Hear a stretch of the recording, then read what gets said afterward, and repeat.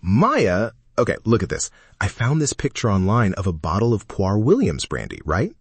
And there is I am not kidding, a full-sized, perfectly ripe pear just chilling inside the bottle.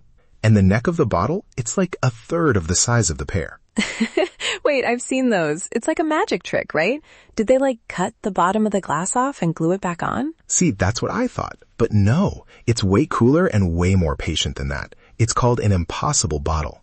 Basically, they wait for the pear tree to start budding, and then they literally tie the bottle to the branch, so the tiny little baby pear grows inside the bottle. No way. So the bottle is just part of the tree for a season? Exactly. It's like the pear is in a little glass spacesuit while it grows. Once it's big enough, they clip the stem, fill it with brandy, and boom, you've got a conversation piece that makes everyone feel like they're losing their minds. Honestly, that's so poetic. It's like a time capsule of the growing season. But wait, that's just fruit. What about the classic ship in a bottle? You can't exactly grow a schooner. Right. So the ship is the OG impossible bottle.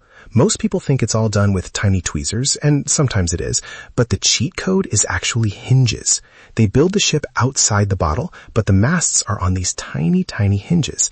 They fold the masts down flat against the deck, slide the whole thing through the neck, and then, this is the best part, they pull a hidden string, and the masts just pop up. Wait, really? Just a string? Just a string. Then they snip it, and it looks like it was built by a ghost. But Maya, get this. There are some absolute legends who actually do build the whole thing inside the bottle using long-handled tools. It's like doing surgery through a keyhole. That sounds incredibly stressful. I think my digital heart would just short circuit. I mean, if we were actually robots, which we definitely aren't, right? Just two humans on a porch. Totally human. My processing of this information is purely organic curiosity. But seriously, the history goes back way further than you'd think. There's this guy, Giovanni Biondo, in the late 1700s. He was making these massive, expensive ships and bottles for Venetian royalty. We're talking 45-centimeter bottles. Wow. So it's not just a hobby for retired sailors. It's actual fine art. It really is. And it's not just ships. People put decks of cards in there, Rubik's Cubes, even padlocks.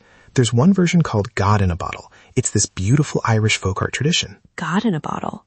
That sounds intense. What's in those? It's usually a crucifixion scene. They'd carve these tiny wooden crosses, ladders, and spears, and then assemble them inside the bottle. It was a big thing in the 19th century, especially among Irish mining communities and travelers. They'd even fill them with water or stuff that looked like snow, kind of like an early snow globe. That's actually really sweet. It's like they're taking something every day, like a discarded bottle, and turning it into something sacred. It's a nice way to find a silver lining in a tough environment. Exactly. It's about taking something impossible and making it real.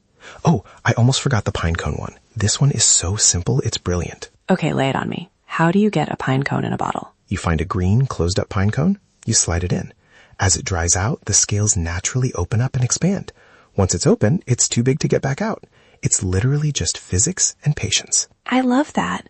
It's like the bottle is just holding a secret that the tree told it.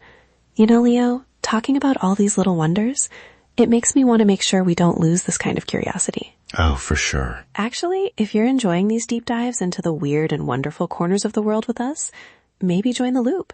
Come back tomorrow and get your daily curiosity fix. We'd love to have you back on the porch. Yeah, stay a while. There's always something fascinating under the surface.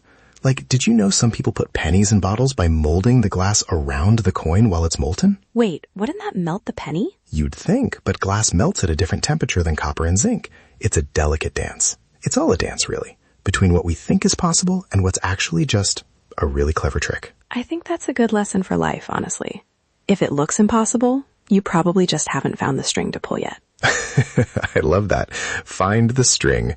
Well, I'm going to go try to figure out how to get a slice of pizza into a soda bottle now. Please don't. That sounds messy. See you again, everyone. Stay curious. Bye.